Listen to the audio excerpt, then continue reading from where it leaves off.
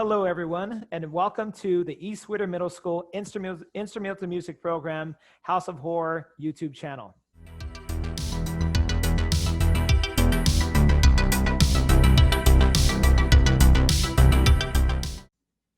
Here today is Ryan Banfield from the Haunted Rose, which is a home haunt in Whittier, California, as well as Ryan also was a big part of our HOH last year. He was part of our HOH Core Team and held many, many different roles, such as helping with the creativity and the creative direction of the maze, as well as helping with construction and carpentry.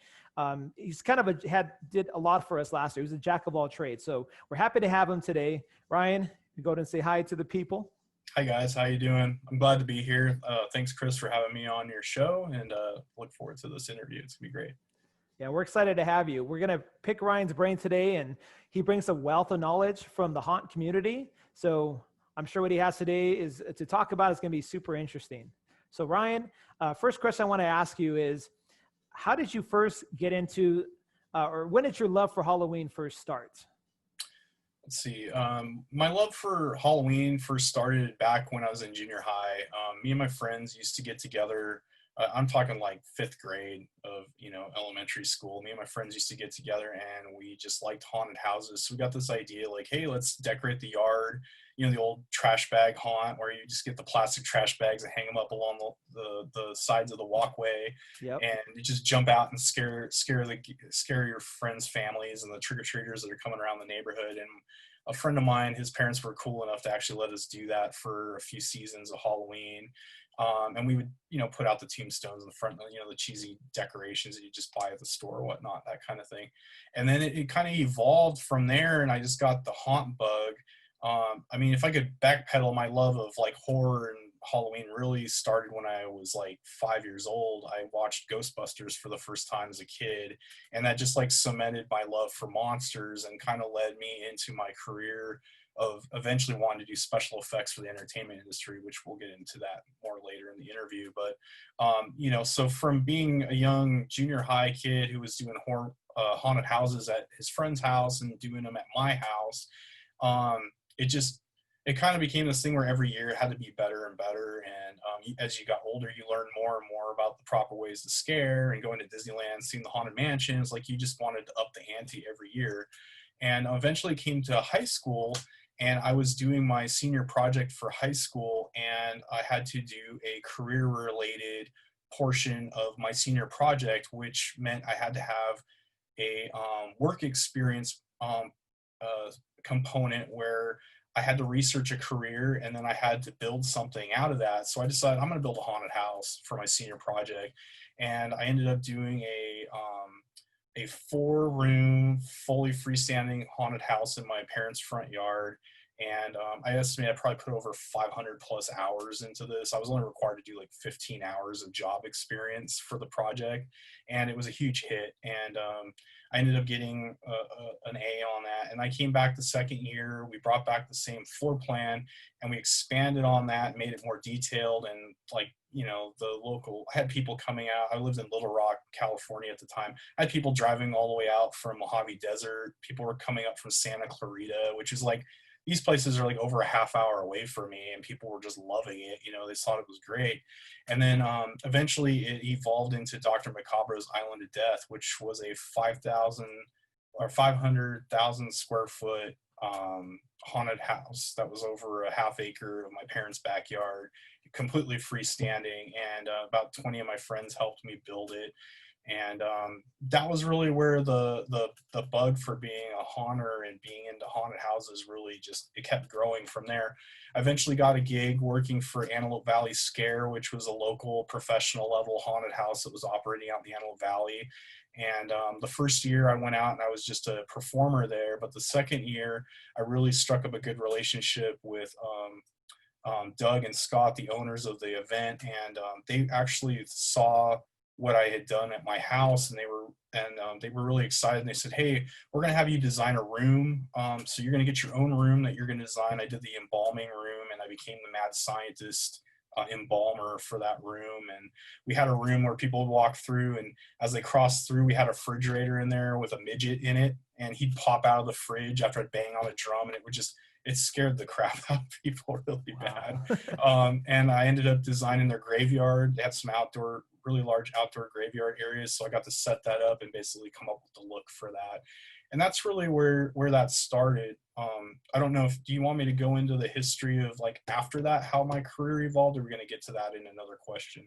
Yeah, we'll get to that in another question, but it's pretty interesting what you were saying, because I feel like most people that are in the haunt industry, whether they're scare actors, whether they're work with like props design, is that love for haunting and just all things scary always start at a young age. Yeah. And I think that's kind of like it's just like a spark, that kind of sets you off. It might be a movie that you watch. For your case, Ghostbusters for you was a movie that kind of spark your interest in like all things like scary related, haunting and so forth. And that was kind of the same thing with me. Ghostbusters actually, that was kind of my introduction to the paranormal. And I was a little kid, like I was born the year that it came out, and so I saw it a little bit when I was older, and I just remember seeing that movie, and I was just like terrified by that one scene with the librarian. Yeah, like there. That's the scene. I mean, Yeah. I mean, people that love Ghostbusters, that's like, I would say 50% at least or more. It's always the librarian scene that gets them, when the librarian pops out and reveals herself with her ghostly form.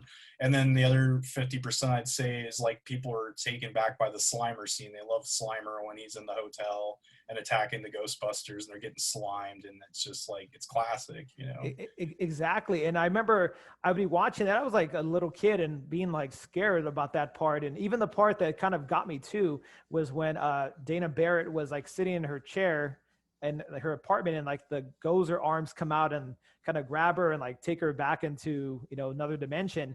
And I remember being a little kid and being afraid to sit on my couch or my chair, thinking that arms are going to come out and just like grab me.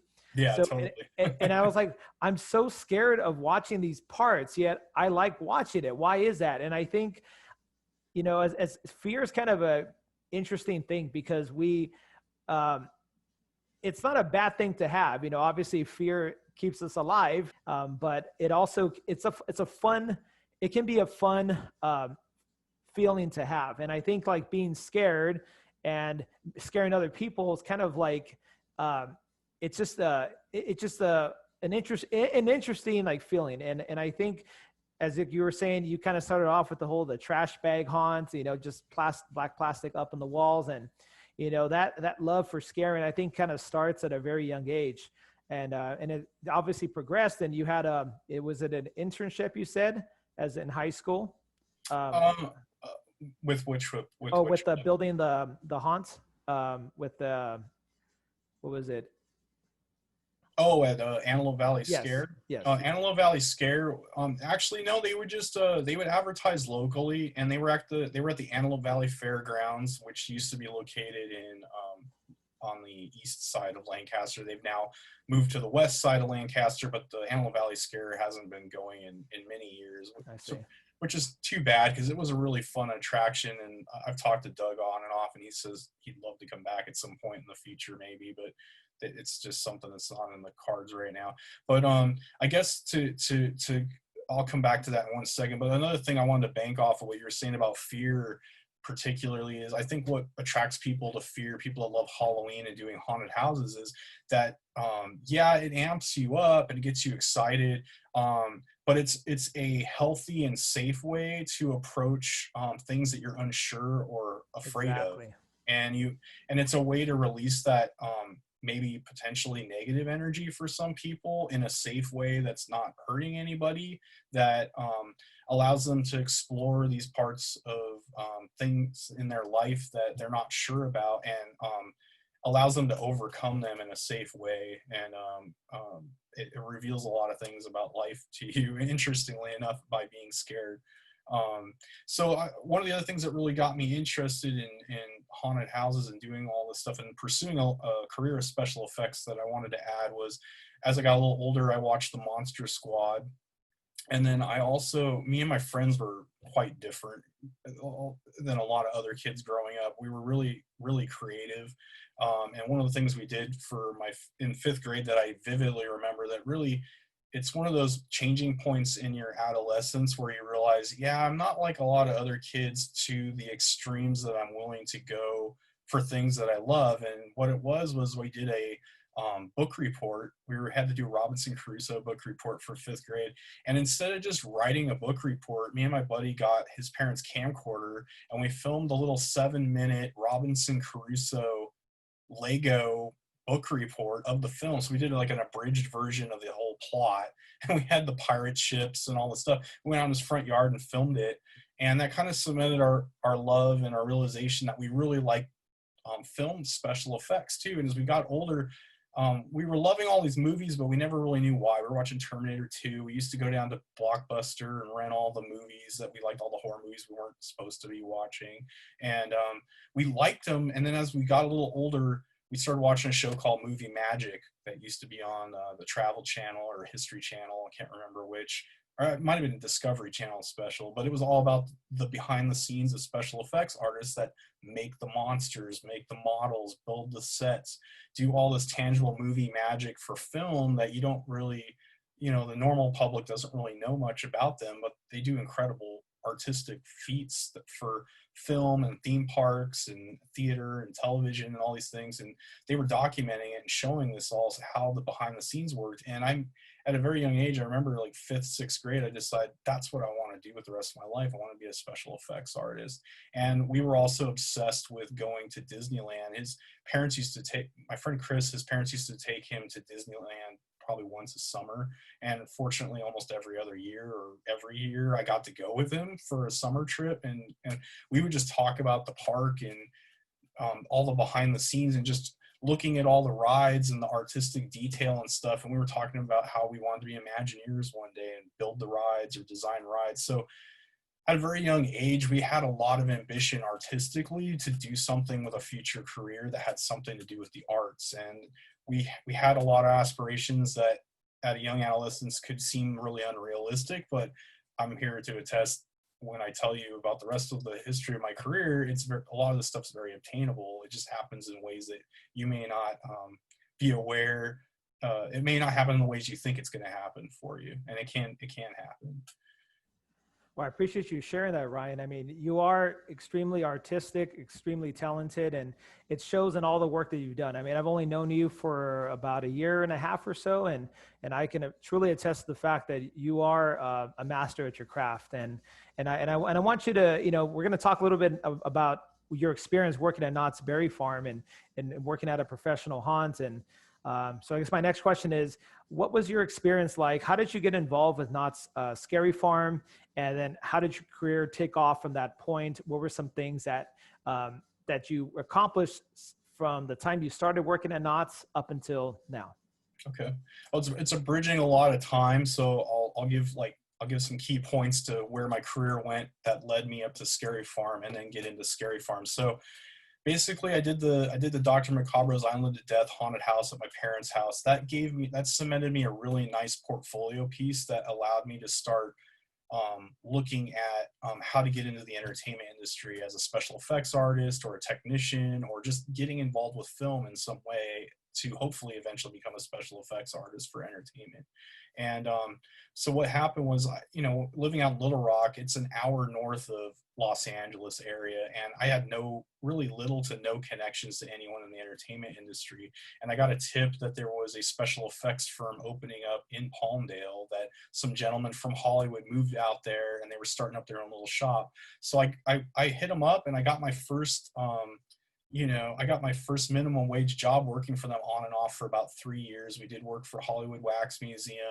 I was life cast as Freddy Krueger for the Freddy versus Jason display, life cast as Johnny Depp for their Pirates of the Caribbean display, because I was just there. I was willing. I had the right physique, the body to do some of these figures that they needed to make for the museums. And then we also got some pickup work to work on some zombie bodies, run over zombie bodies for Land of the Dead. We worked on The Island with Ewan McGregor that came out quite a few years ago. Those are the two big movies I remember that we did there. But then we also did a Mario Brother figure for Nintendo and some other little pickup jobs. And it was a great summer job that I did for about 2 or 3 years. And then work got a little slow there, and I ended up taking a job. I applied as a pyrotechnician to Six Flags Magic Mountain, and I worked at Six Flags for all of 6 months. I got picked up for the Batman Begins stunt show, which was a promotional for the Batman Begins film.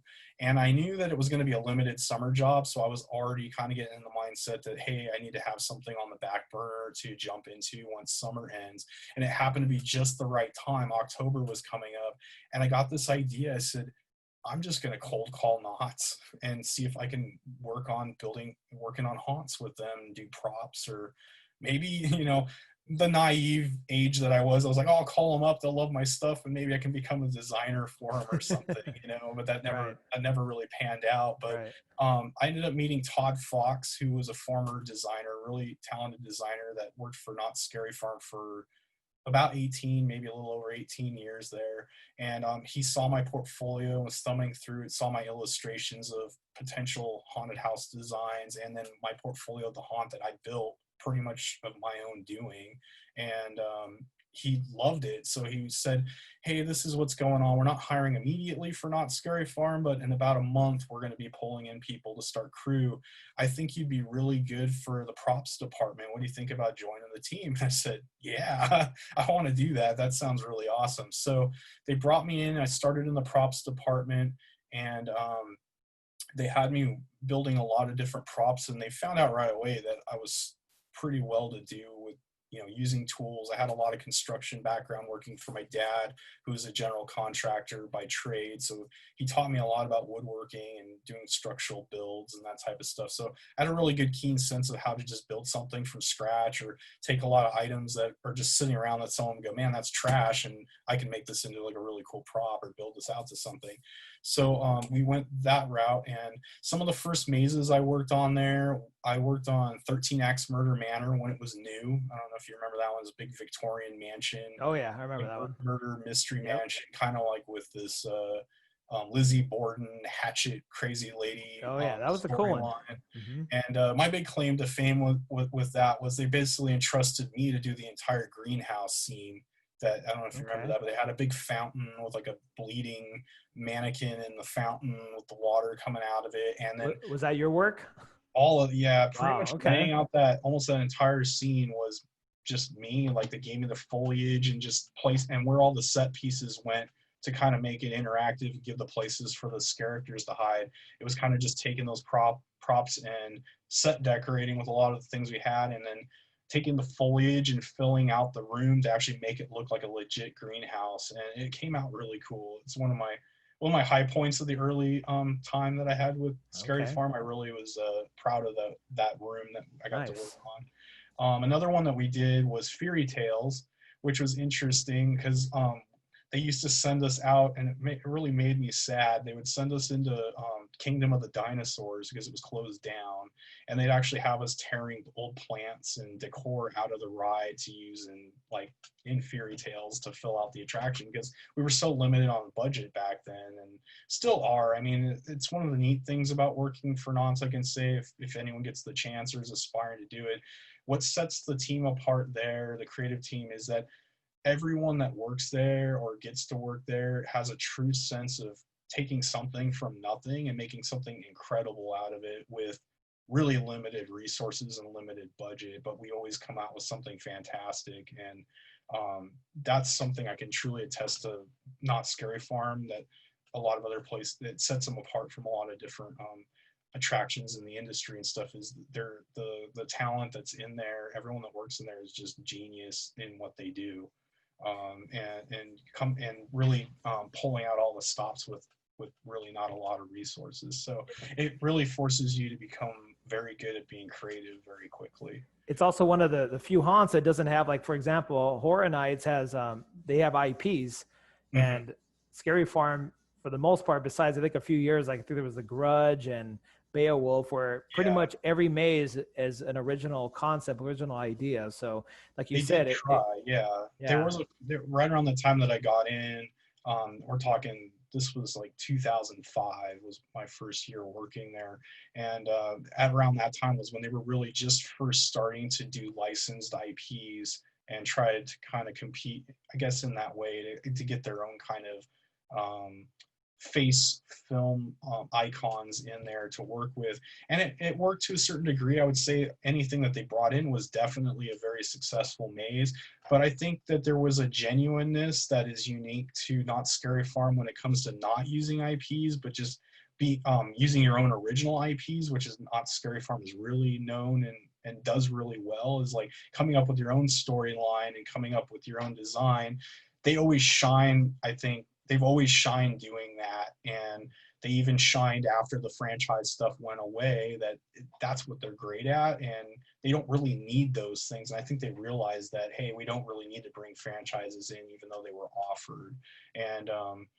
And so they've, they don't really do that very often, and it's okay. We did the Grudge Maze, which turned out really great. People really loved that. I know later on they did the Quarantine Maze, which had a pretty good reception. By what I remember, I wasn't around to work on that one,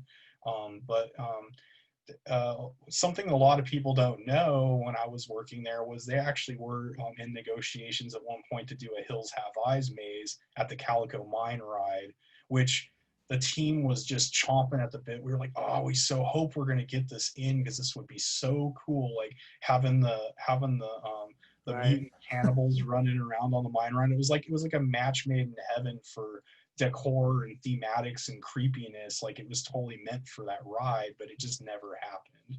And it was it's one of those moments in Scary Farm history that only really the crew knows about, that nobody knows public really about, that could almost happen. Oh, that And would have been, like you said, that would have been perfect it would have to been do really a Hills neat. Have Eyes Yeah. there. But, well, maybe at some point they will, but I guess for now, which it's only and a few other people know about that. So pretty interesting.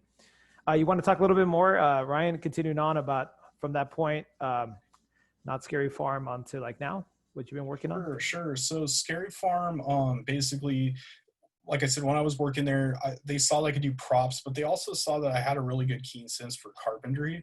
So they started bringing me over also to work on relief carpentry work or specialized carpentry work. So if they had like a very specific set piece that they needed made, for instance, like in 2017 season, this was like the last season that I ended up working Scary Farm most recently. They were doing Dark Ride, John Cook's Maze Dark Ride, and they needed some specific props for some of the scenes. So rather than being like with the general carpentry crew that would go out and do the full build of the structure for the haunt, like doing all the maze walls and that kind of stuff, I was back with like kind of a core team of specialized carpenters. There's about 4 to 6 of us that would stay back at the scene shop, and we would build out, we'd get a set of plans each day. There was like 4 to 6 different plans that they'd hand us off, and they were very specialized props that they needed made. Like one was a stocks with a skeleton in it that was in Dark Ride for part of like a torture dungeon scene that you went through. So I was working on the team that built that. There was like 2 or 3 of us that put that together. There was specialized photo ops for the promotions for Knott's that were out at the front of the park, a giant pumpkin for Pumpkin Eater, a haunted house that was for Trick or Treat Lights Out, and the big opening skeleton head with the Dark Ride cars for the promotion for the photo op for the front of the park too. We worked on those. Another thing that we built that people remember was the big automated guillotine that would come down in the hallway that you'd walk through for Dark Ride. Right. Part of the build crew on the giant dragon head for that attraction, as well as dressing and building out the cave that was in there.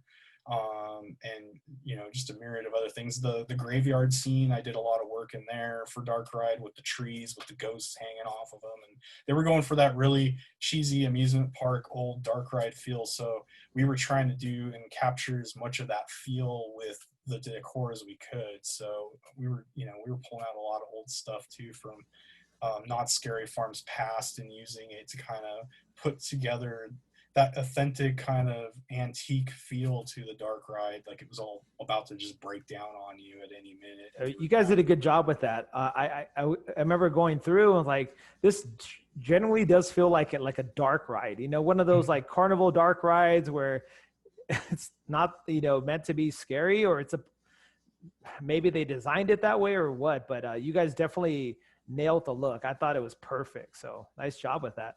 the other one I got to work quite a bit on was Pumpkin Eater on the other side of the park, and Great putting in maze too. all the fake pumpkin seeds and putting up the pumpkins. And one of the little areas that I did leading up that I had a lot of fun with was right before you went into the giant pumpkin head and you went inside of the pumpkin, there was that like entry um, room that had all the vines going up the walls. It was like the trees were overgrowing and kind of consuming the area.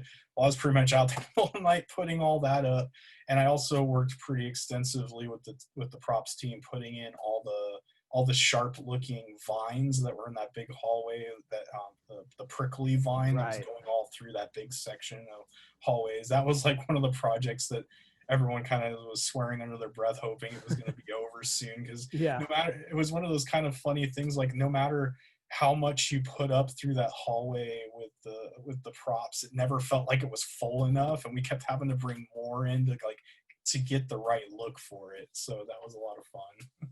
Yeah, Pumpkin Eaters was that was one of my favorite mazes. I remember like going through feeling like felt like, you know, the sliminess of like you were going to a pumpkin and like the vines were wet. So yeah, that was one of my favorite mazes for sure. Or at the end when like you're about to walk out the maze and there's like a vibrating floor. Mm-hmm. It feels like you're on a chainsaw or something. That was pretty cool. Yeah, so like, you know, just talking a little more about Scary Farm, and then I'll kind of wrap up with that with that portion of it. So with Scary Farm in particular, what's really cool, like I was saying before, is if you get on the team and the entertainment management or your leads realize that you have other skill sets that you can bring to the table, they'll definitely have you in mind for those kind of things. So what was really neat, and what I really appreciated, was they actually considered me to be part of the management team for Not Scary Farm in the 2017 season because of my prior background and knowledge, not just working at Scary Farm, but in the entertainment industry as a whole. And there's like a whole history there that I haven't really talked about yet, but I've worked in theme parks. I worked for Cirque Soleil and Circus. I've worked on film and television productions, doing haunted houses, also big theatrical productions for South Coast Repertory Theater in Costa Mesa. So I have a lot of hands-on tangible experience in a lot of different areas of entertainment, not to mention doing 4.5 years at SpaceX doing aerospace composites work, which is like a whole nother, that's a whole other avenue that I get to go on talking about for a while. But for the sake of the interview, coming back, like, so for instance, because Not Scary Farm knew I had that background, the management at the time was willing to bring me on to the hiring managing team. So as soon as my services were done doing carpentry and props fabrication for the season of 2017, I was invited over to be part of the pre-screening management team that basically is responsible for hiring all the characters for Not Scary Farm for 2017. So it was about six different screening managers that included like higher end management, the head management of Not Scary Farm, as well as some managers that would go on to be talent managers for each of the locations of Scary Farm. So we screened, you know, thousands of people and filled all the roles that the scare actors would be filling for the attraction. So through the six of us, we saw everyone that was working for Scary Farm that year and reviewed them for their positions.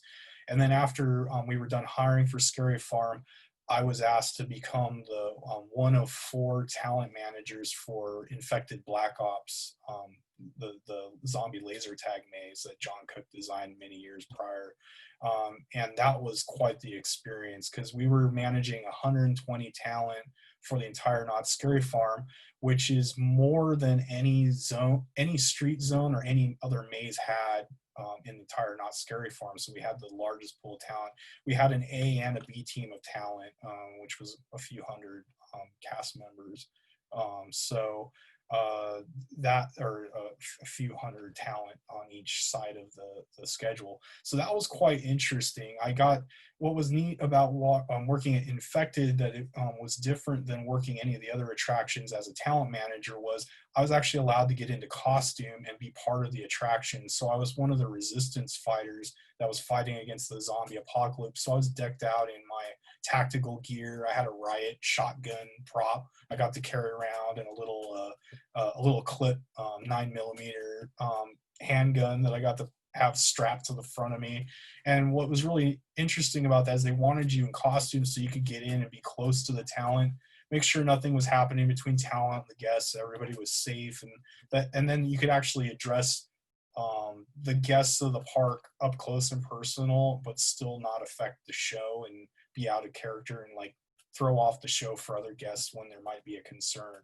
So that was a lot of fun doing that, and interacting with that talent there. And I learned a lot that year as far as what it took to manage that attraction, and the specific unique needs to that particular attraction, because it's unlike any other attraction that Knott's Scary Farm has done, or probably any attraction that Knott's will do since, because of the laser tag element, and that it was basically an interactive arcade game where people walked through, and but it was so free will and free range because the guests had free roam of the entire attraction to do what they wanted at any given time. So it put into some pretty interesting situations and predicaments, because you were basically doing live theater, you were doing a shooting gallery, live shooting gallery game where you had to interact with the guests and keep them immersed, but also then if there was an issue, you had to be able to step to the side and get back into management mode and address their concerns if someone maybe was lost or got injured, or minor injuries would happen. Sometimes someone might trip or something and you have to tend to them and just make sure they're okay, and just doing what we do as quality service through the Knott's Scary Farm, and holding up that high quality that we do for guest service. But yeah, so it was a really cool experience. So I not only got to work on crew, but I also technically got to be a character, and I also got to be management at the event. And Right. so it was a really cool to see it from all angles of the event. And I'm fortunate to be one of those few people in the history of Scary Farm that can say that I've gotten to work from every angle, and I kind of understand how all those angles come together to make one production happen.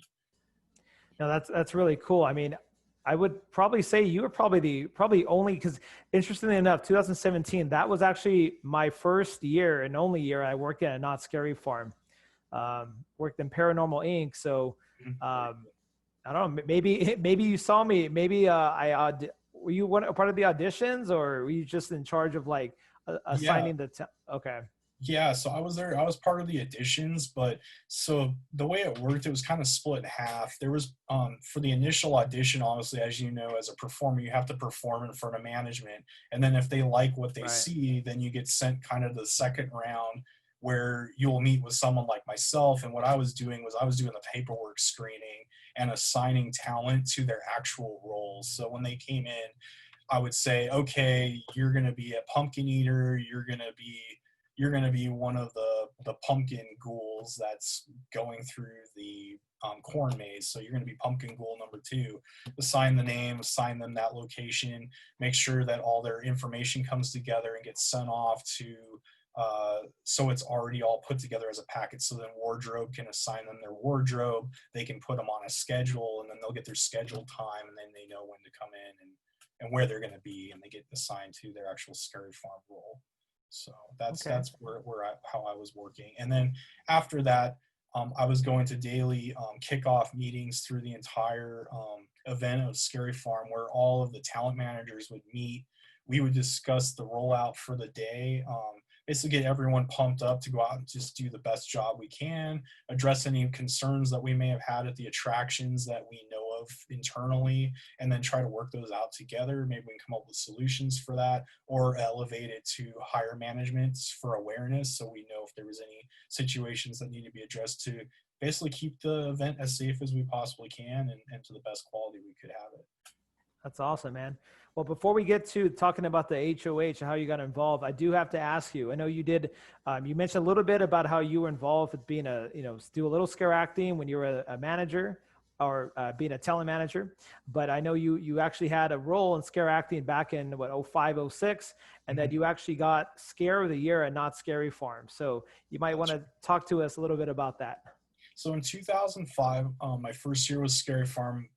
When I was done with my role doing production on entertainment, I got offered a chance to go scare out in the park. And at that point, management was like, well, what do you want to do? And in 2005, they had started a new scare zone that was very unique for like 2 to 3 years, and then it disappeared. And the scare zone I'm talking about is Dark Realm. And one of the inherent problems with Dark Realm is that we were put in the Camp Snoopy area, which is known also as the Gauntlet and CS. And the crew there, the characters that have been notoriously part of that area at that time for many years prior to us coming, having established Scare Zone designed and built in that area, they were a little upset that it was like if you had took another Scare Zone and designed it next to Ghost Town, which Ghost Town is known as being it's Ghost Town, and these guys, this is what they're known for. Their signature characters there, and it would be like it's like putting another neighborhood next to another neighborhood where there was a field before, and you're just used to having a nice view with the sun. And here we Right. are. They brought us in, and here we are. And what was really neat about Dark Realm was there was a really cool story about it. They basically took the storyline from this old maze that some people from big old school Scary Farm fans might remember. It was called the Inquisition, and it was based around the time of the Black Plague, medieval times. And there was like these torture guys that were basically capturing up the local villagers and putting them in cages, and then they'd like torment them and torture them and that kind of thing. Well, that was the role that I got to play. I got to play one of the torture masters, which enabled me to be able to be a slider because we were on the horse trail. The Dark Realm was built on the horse trail around the back perimeter of the front of the park there. And so how I got Scare of the Year was one of the gentlemen, his name's Craig Harold. He was basically the head talent management for Not Scary Farm at the time, and he used to scare on park as a performer back in the early 1970s, if I'm correct. And he used to be a street monster down in Ghost Town. So he had his own experience with scaring, and he'd seen a lot of scares, so he knows what goes into it and kind of what to expect. So he's one of those people where you would think ultimately there's no way I could ever scare this guy. Well, I just happened to see that there was a yellow shirt, which is what they wore back then. And so I knew that some management was coming through. So I'm like, I'm going to get a good scare on this guy. So I had this alcove that I stepped back into, and I had my scare gloves and my outfit as a torture master. I pretty much looked like the mascot from the Raiders logo, like this big knight with a Yeah. helmet and these big spike shoulder pads. So I stepped back in this alcove, and I could kind of see through the alcove that he was coming. And to get a really good scare, I know it's all about timing. So what I would do is whenever guests would be coming, I would step back in this alcove, and I could see, and so there was I'd be inside this alcove, and then next to me is a wall.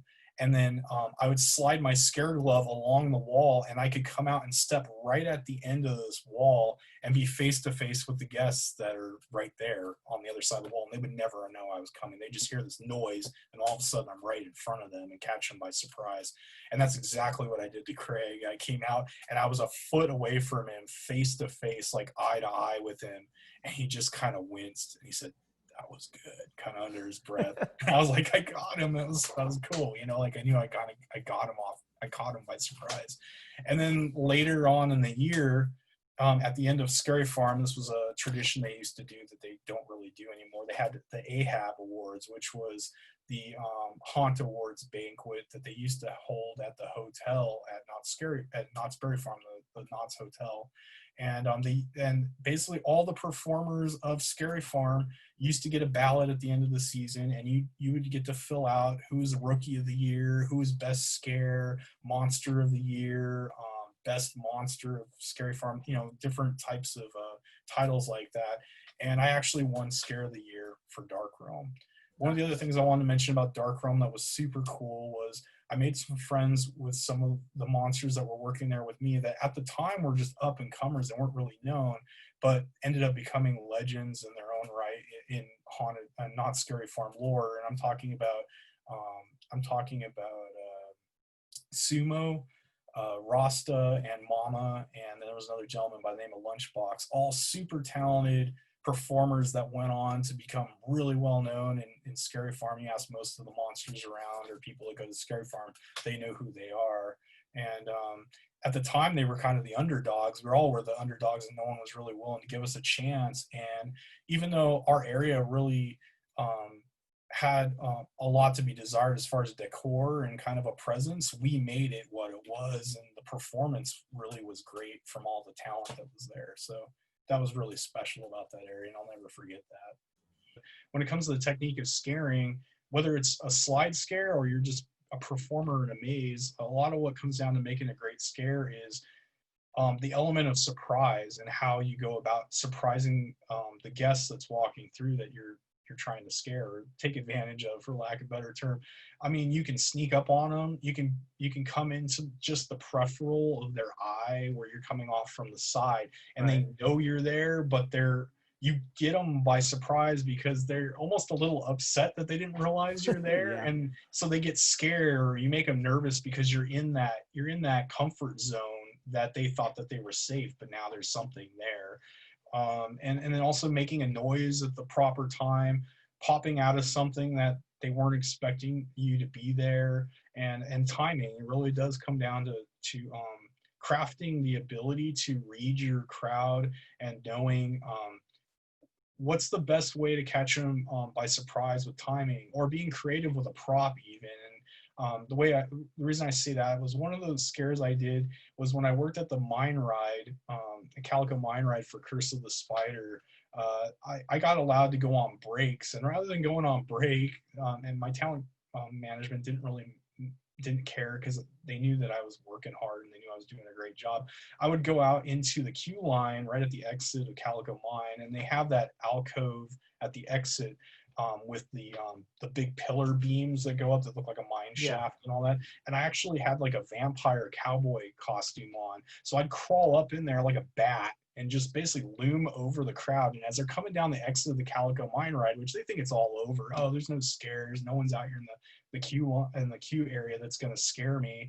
I was up there alert, like leering, like waiting for them, like Wow. looking down, like basically 6 feet over them, just holding on to these pillars. And I would just leap down in front of them and just totally catch them off guard. It would just freak them out.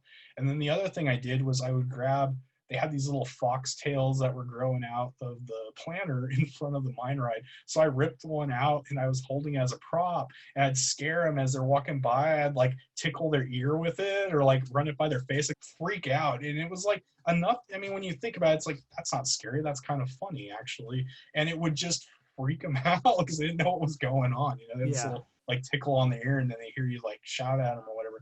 But that's really what it comes down to do effective scares. It's being inventive. I mean, obviously I could have just jumped out of the dark and said boo or did a jump scare, but that's not cool. It's not scary. It's not inventive.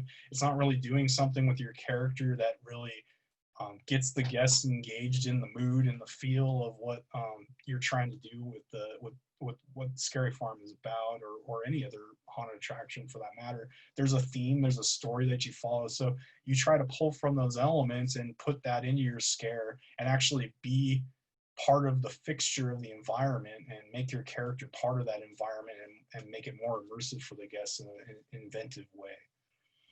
Exactly. And I like what you said about just trying to use your environment. I mean, you were on top of some pillars 6 feet above the guest. Like you said, you weren't just trying to go for just a basic pop scare. You were trying to use your environment. You were trying to be inventive, and it worked. I mean, if I was walking by and I thought, oh, the ride's done, and boom, somebody comes right in front of me, I'm going to get scared. Yeah. I'm going to get caught by surprise. So, and I think all that has to do, it's a testament to your experience of since you were a kid up until like now, like every experience like helps out so much. And you being a part of seeing a lot of things, even though you were younger when you were scaring and so forth like that. I think when you start thinking outside the box and you really get in, like immerse yourself in like if you're in the street zone, out in the street zone, or immerse yourself in the room, if you're inside a maze, I think when you start getting in the mindset of how would my character actually think, how would my character scare, I think that starts making you a better scare actor. So that's really awesome, Ryan.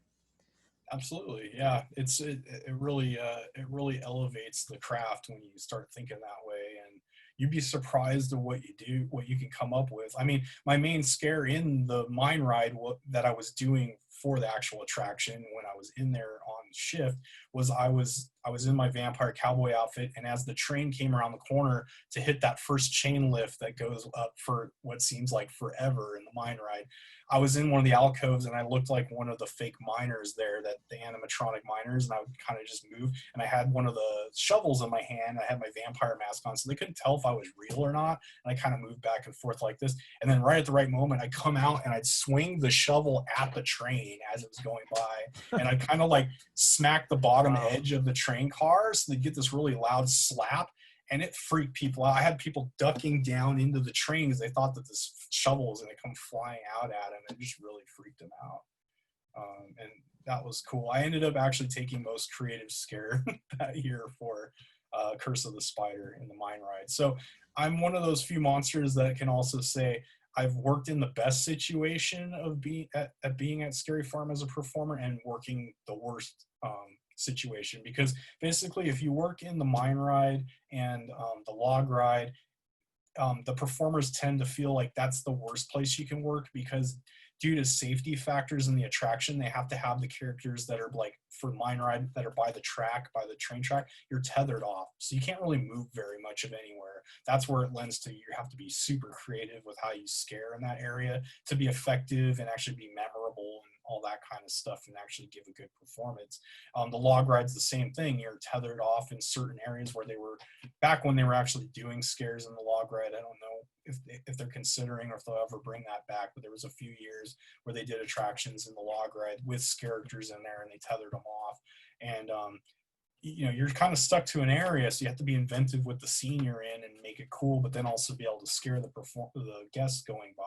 So yeah, that really so I can say I've been on streets, I've worked in mazes, but then I've also worked on the two attractions that nobody really ever wants to have to work in, and had a lot of fun with it regardless. So plus you worked at prop design at Scary Farm, and you worked in like management level, so you really have done pretty much everything you could do for the most part at Knott. So that's really awesome, man.